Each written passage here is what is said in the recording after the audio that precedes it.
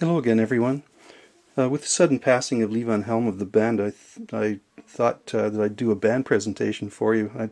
Sorry I didn't do that as part of the Bees in the Canadian series, but Levon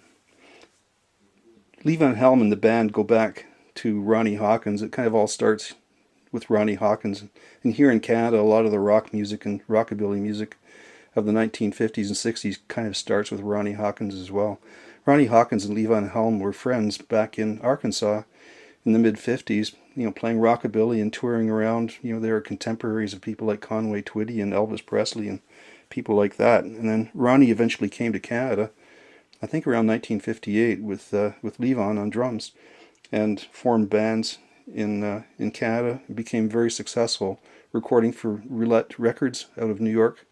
They recorded in New York, and they had several hits. And it wasn't until later on, I think around 1960, that Robbie Robertson joined the band, and he was soon followed by Garth Hudson, Rick Danko, and Garth Manuel as Ronnie Hawkins' backup band, touring southern Ontario and all over the place basically for 3 or 4 years in that configuration. And this is a compilation called The Rockin' Rebel, Ronnie Hawkins. It's a Swedish compilation of his early hits. This is a Canadian budget compilation of Ronnie Hawkins' hits. It's a 10-song compilation, and Levon Helm would have played drums, and I think on virtually all of these, and Robbie Robertson playing guitar on some of them.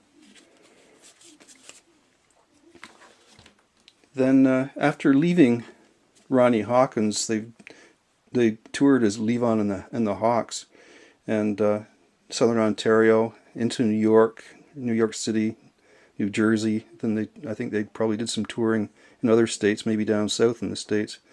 And in 1965, I think it was, that Dylan first hooked up with Levon and the Hawks and formed kind of a loose musical relationship. Robbie Robertson toured with Dylan in the British tour in the infamous, was it the Manchester concert? And many people did not receive Dylan's electric move very well. This album is the music Basement Tapes. It's really a Dylan album, but it has the band on it. And it's on Columbia Records. It was released in the 1970s, although it was recorded in 1967. It's a gatefold.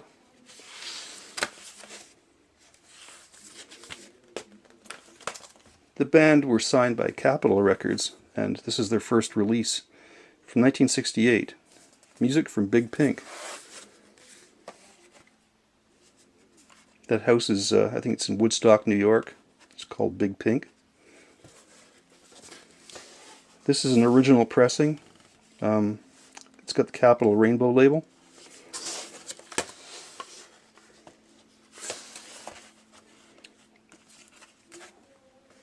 Second album, 1969. It's just called The Band, and this was chock full of hits. It's original pressing on the Capitol green vinyl. Some of the songs on this one are Rag Mama Rag, The Night They Drove Old Dixie Down, which was well covered by Joan Baez. She did an exceptional version of that. Big hit. Up on Crippled Creek. Top album. This is a later pressing of this, and you can see the difference between the covers. This has more of a subdued, softer brown cover, whereas the later pressings went to more of a shiny, brilliant cover. I wouldn't say brilliant, but it's much brighter than the originals. Third album is Stage Fright. This is an American pressing. I noticed Todd Rundgren was the engineer on this.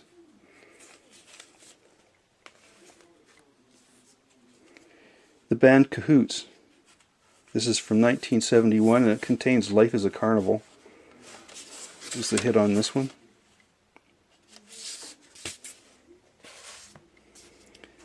Then Capitol released a double live album. It's called Rock of Ages, It sounds almost like a greatest hits album to listen to. The performances are very, very good.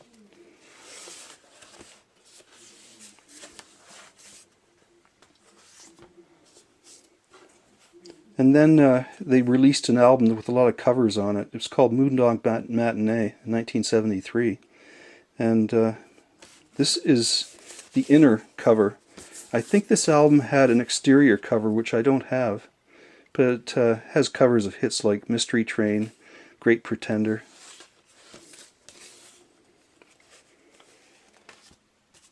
Now, 1973, Bob Dylan signed with Asylum Records.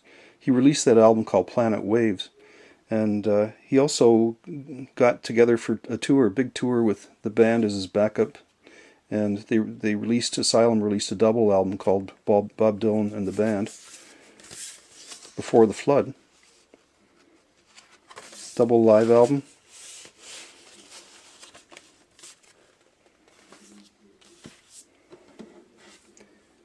The band carried on, releasing another album called Northern Lights, Southern Cross, 1975.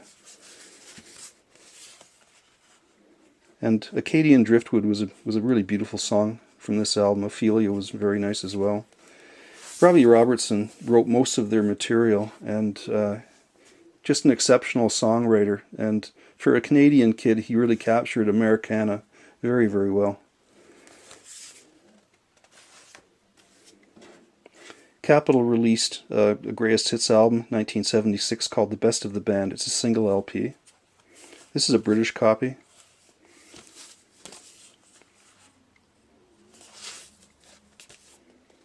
And then the last true original album by the band, 1977, it's called Islands.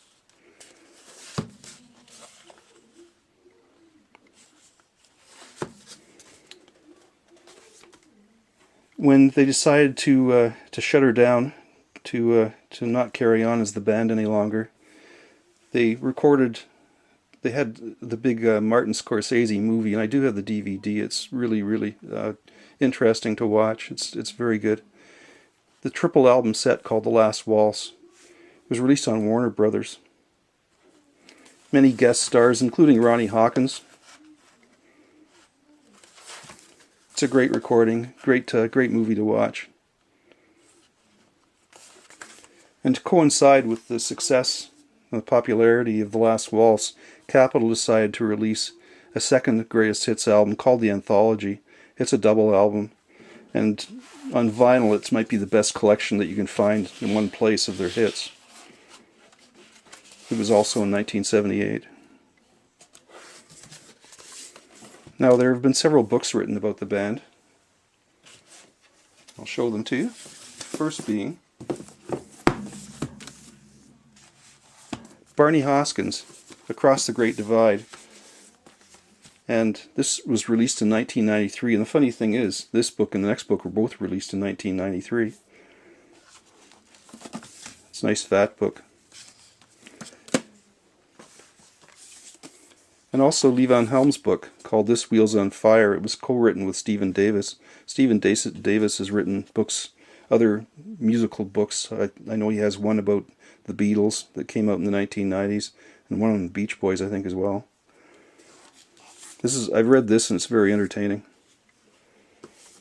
And if you want to find out more about the Basement Tapes, Greil Marcus in the late 90s released this book. It's called Invisible Republic, Bob Dylan's Basement Tapes. So there's lots of band content in this book as well. Thanks for watching, everyone.